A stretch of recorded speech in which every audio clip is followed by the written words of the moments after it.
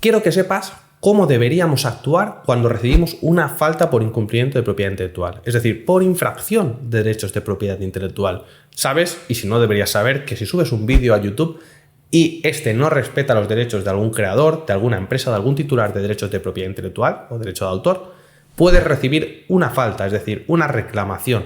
Y esas reclamaciones, cuando se acumulan, pueden llegar a acarrear no solamente la eliminación del vídeo, sino que la eliminación del canal. Y esto quiero que te lleve a pensar, a valorar la posibilidad de defenderte cada vez que recibas una reclamación, no pasar, porque para los algoritmos el silencio no es la solución. Esto es lo que te voy a explicar en este vídeo, en el cual te explico qué actuaciones, qué métodos tienes para actuar, para defenderte cuando recibas una falta por infracción de propiedad intelectual. Si hemos recibido una falta por incumplimiento de derechos de autor, de propiedad intelectual, tenemos 3 vías para actuar, ¿vale? 3 métodos. En otro momento te he dicho la gravedad que tiene recibir estas faltas y qué sucede cuando recibes 3, que es muere tu canal, desaparecemos, tenemos el riesgo de que nos cierren, eliminen todos nuestros vídeos y se acabó todo el trabajo, toda la trayectoria que hemos estado haciendo en YouTube porque hemos incumplido lo más importante, que es respetar los derechos de terceros y sobre todo de propiedad intelectual. Entonces, ¿qué 3 métodos tenemos cuando recibimos una falta? Primero, previo, antes de ningún método, no pasar por alto estas faltas, no ignorarlas, no hacernos los locos, no pensar que si elimino el vídeo desaparece el problema. El problema persiste, sigue ahí, el algoritmo lo sabe. Y si no haces nada, estás acumulando faltas. Y te aseguro que muchos creadores de contenido se arrepienten de no haberse defendido o de cuando lo han hecho no haberlo hecho bien o haberse asesorado como toca. El primer método solo te lo recomiendo si tienes claro que no has hecho más faltas por infracción de propiedad intelectual. Es decir, si tu canal lo llevas a rajatabla, sabes perfectamente cuándo has utilizado un contenido peligroso y a lo mejor era el único que habías utilizado. Entonces te recomiendo que si no quieres impugnarla o si consideras, oye, mira, Pablo, no tengo nada para hacer para defenderme, sé que lo he hecho mal, pero sé que solamente lo he hecho mal en un vídeo. Puedes esperar los 90 días de plazo de vencimiento que hay para que YouTube considere que esa falta pues se ha quedado congelada, se ha quedado en el pasado, ¿vale?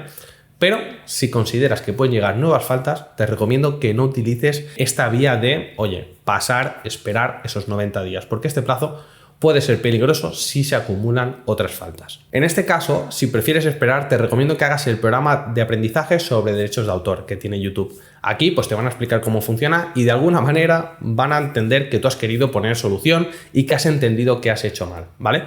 Esta es la primera solución, la de los 90 días y el programa de aprendizaje. Como segundo método tenemos la retractación, es decir, que el solicitante de la falta, es decir, quien ha reclamado, se retracte e informe a YouTube de que ha desaparecido el motivo o que ha sido una reclamación errónea o que ya lo habéis solucionado, que has pagado por una licencia, etcétera, etcétera, pero en conclusión que ese vídeo puede seguir publicado en YouTube. Es decir, que ya no es conflictivo. Recuerda, te lo decía en otros momentos, YouTube tiene la obligación de garantizar que no se infringen los derechos de propiedad intelectual. Por lo tanto, si hay una reclamación, no puede permitir que ese vídeo, que es un vídeo conflictivo, litigioso, continúe publicado, ¿vale?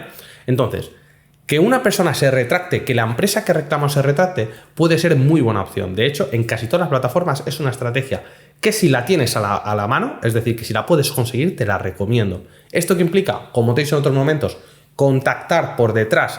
Es decir, te he explicado en otros vídeos cómo reclamar. Pues ahora utiliza esa información de esos vídeos para contactar con la persona que te ha reclamado. Normalmente YouTube te lo va a informar. Intenta decir, oye, voy a ver si puedo contactar con esta empresa. Si es muy grande, voy a ver si puedo contactar con alguno de los partners que están gestionando sus derechos, para ver si puedes llegar a firmar un acuerdo de cesión de los derechos de propiedad intelectual, por ejemplo.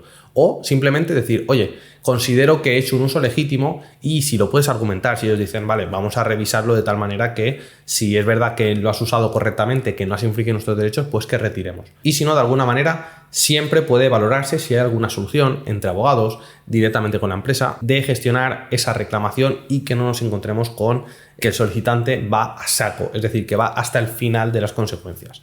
Si consigues la retractación, te aseguro que ya tienes una solución muy interesante que no siempre va a funcionar, es decir, no siempre todos los solicitantes van a estar pendientes a que tú les contactes, sino que simplemente ellos reclaman en YouTube y se olvidan, pero puede ser una idea muy buena y, por ejemplo, no tener que esperar los 90 días a que se limpie nuestra cuenta o hacer el curso, el programa de aprendizaje de los derechos de autor, pues aquí tenemos una solución que puede ser muy interesante. Y por último, el tercer método o la tercera solución frente a una falta sería la contranotificación. Es decir, si consideras que lo has hecho bien, si consideras que no se tiene que eliminar este vídeo, que has hecho un correcto uso de la obra que has utilizado, del contenido que tú has utilizado, por ejemplo, entra dentro de los parámetros, de los requisitos que te explican en otros momentos, del uso legítimo del contenido, es decir, del uso razonable.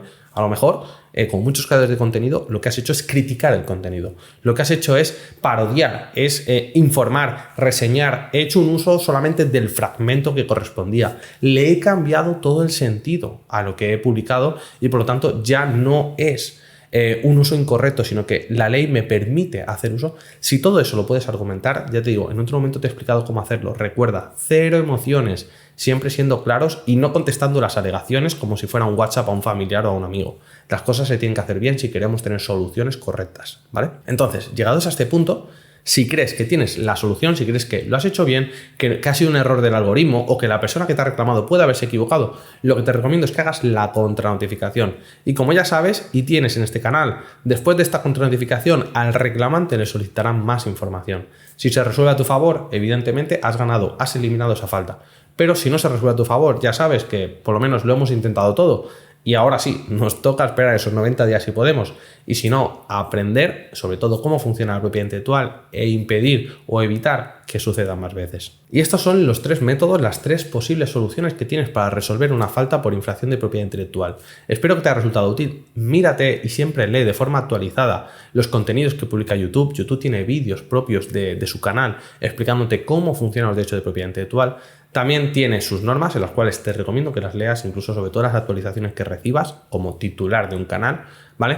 Y que tengas en cuenta que la propiedad intelectual a día de hoy y sobre todo en los siguientes años va a ser uno de los principales problemas para los cierres de canales y cuentas de YouTube. Por lo tanto, ¿es importante saber lo que Pablo dice? Te aseguro que sí. ¿Por qué lo estoy compartiendo? Porque quiero que puedas evitar todos esos problemas y que cuando sean inevitables sepas dónde encontrar la ayuda, ya sea a través de un profesional de propiedad intelectual en tu país o si consideras que te puedo ayudar, que me contactes. Nada más, yo soy Pablo Maza, abogado especializado en propiedad intelectual. Te veo en los comentarios, participa, déjame tu opinión y por supuesto suscríbete al canal si no te has suscrito, déjame un like para que sepa que te ha gustado y por supuesto nos vemos en el siguiente vídeo.